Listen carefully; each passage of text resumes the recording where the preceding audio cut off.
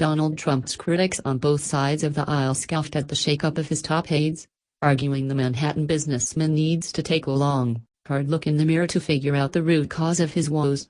For weeks, Trump has been hit with tanking poll numbers, distracted by political opponents not named Hillary Clinton and staring down the distinct possibility that his last 14 months could all have been for naught. With Stephen Bannon, the brash and bare-knuckled executive of Breitbart News, coming on as Trump's campaign CEO and chief pollster Kellyanne Conway boosted to the role of campaign manager, the Manhattan businessman vowed to do whatever it takes to win this election. The announcement came hours after a well-received policy speech in Wisconsin in which he trained his law and order message onto the ongoing unrest in the Milwaukee area following another police-involved shooting, while accusing Clinton and the Democratic Party of bigotry toward African Americans. And, as the Trump campaign blasted out in an early morning announcement email, the move comes as he rolls out his first general election TV ads later this week, promising additional top-flight operatives joining the movement on a near-daily basis. Noted never-Trump critic Bill Kristol mocked the notion that Trump's gambit would pay off in the long run. "I don't think it matters because the problem is Donald Trump," the Weekly Standard editor told MSNBC's Morning Joe. "You know, his unfavorable rating has been consistently too high to win a presidential election. Hillary Clinton's, you would normally say is too high, but it's about 10 points lower than Trump's.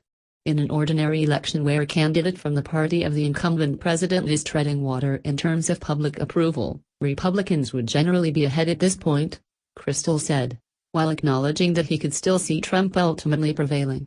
Mike Murphy, the former head of Jeb Bush's super PAC, said he was dubious the shakeup means Trump's serious about changing his ways. "You know, we've been through a couple of these.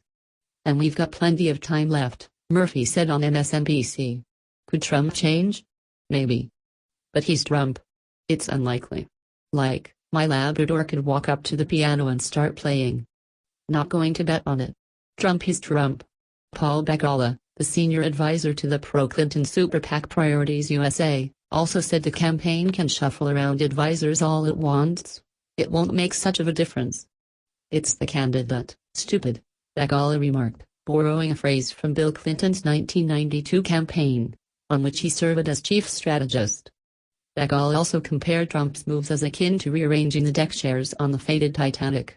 But Trump's moves earned effusive praise from former campaign manager Corey Lewandowski, who was fired in June amid a power struggle with Chairman Paul Manafort, who will maintain his title despite the elevation of Bannon and Conway. "He wants to have people around him who want to win at all costs," Lewandowski said during a segment on CNN's New Day, batting down the notion that the hire of Bannon, once described by Bloomberg Politics as the most dangerous political operative in America, could present any future problems for his former boss. CNN anchor Chris Cuomo remarked to Lewandowski of Breitbart's history of harsh rhetoric, including comparing the network employing both men to Hitler. "If you look at Stephen Bannon and what they've built at Breitbart, it's win at all costs," Lewandowski said. "And I think that makes some people on the left very afraid because they're willing to say and do things that others in the mainstream media wouldn't do. They've attacked the mainstream media on multiple occasions. And so what they're willing to say and do, I think right now that's the type of mindset the campaign wants to prove to the Clinton people, that they're going to take this fight directly to her and that's what he's going to take to the campaign."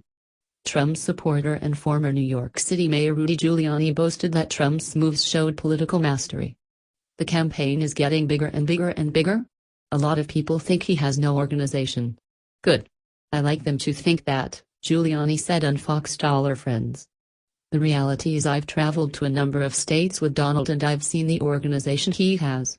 Giuliani also called Trump's recent scripted addresses in Ohio and Wisconsin appealing to voters' concerns about national security the two most substantive, I would say, historic speeches that any presidential candidate has made in a very long time.